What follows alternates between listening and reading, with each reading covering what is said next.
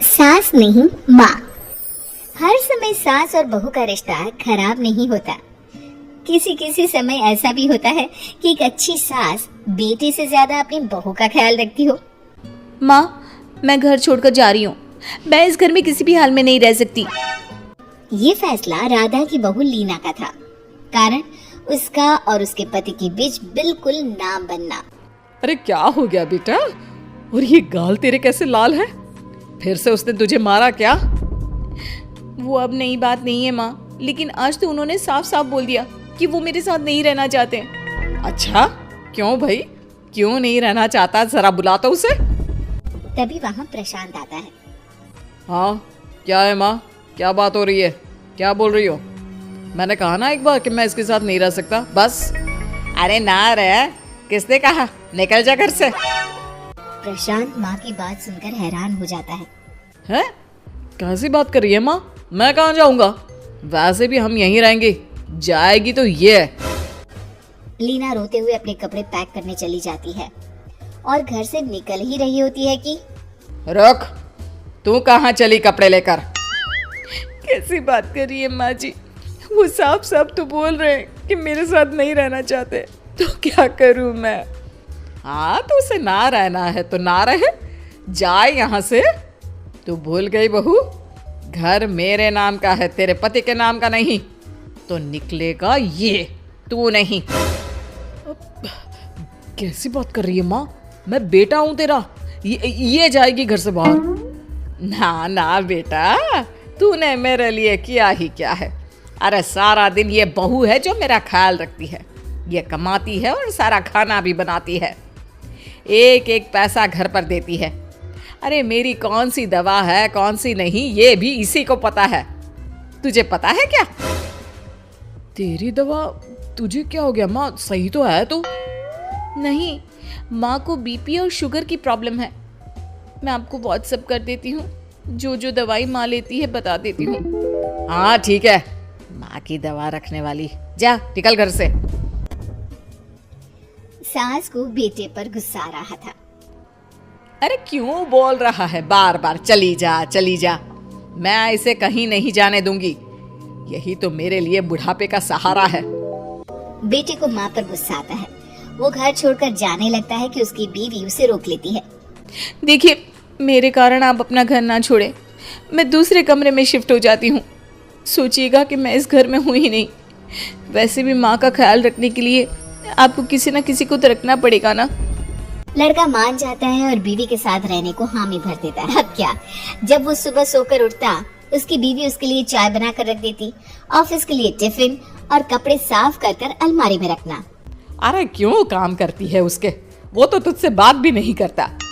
ना करे माँ जी, मैं ये मानती हूँ कि जो मेरा कर्तव्य है वो मुझे पूरा करना है, फिर चाहे जो हो जाए।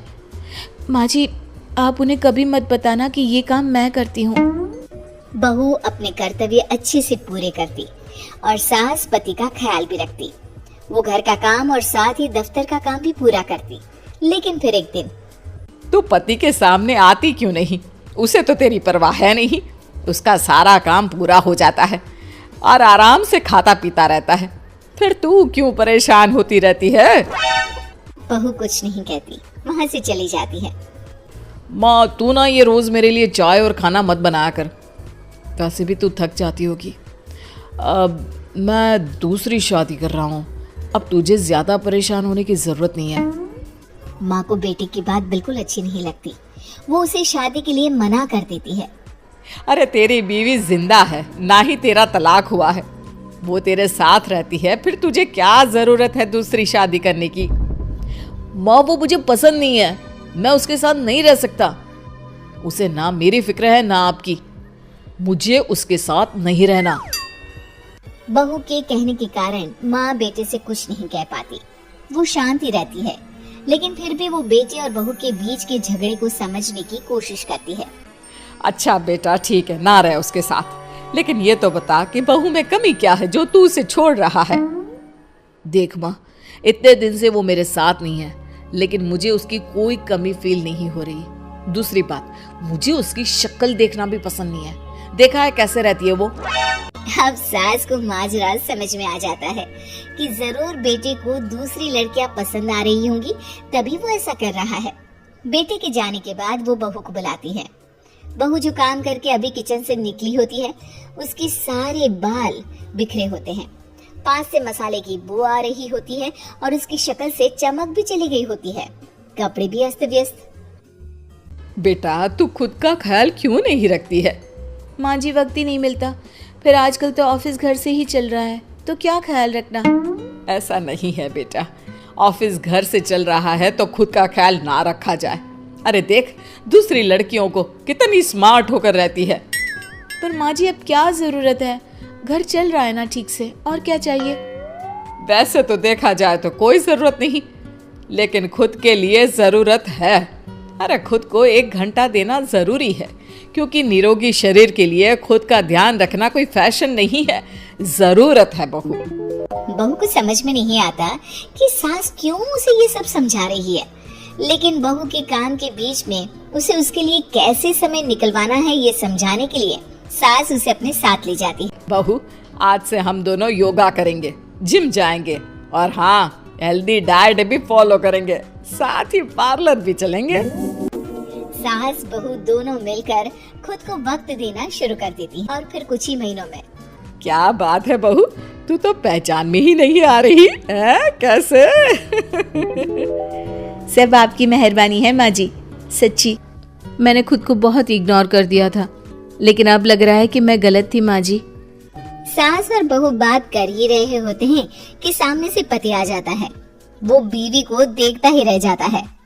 हाँ तो तू क्या कह रहा था कि तू दूसरी शादी करेगा? मैंने बहू से बात कर ली है। बहू अब कल से तू जो इसे खाना बनाकर टिफिन देती थी ना, इसके सोकर उठने से पहले चाय रख देती थी, इसके कपड़ों से लेकर सारी चीजों का ख्याल रखती थी ना, वो छोड़ देना। कल से कोई और ला रहा है ये। बेटा समझ नहीं पाता कि उसकी बीवी इतनी प्यारी कैसे हो गई। अब बहू को क्या देख रहा है?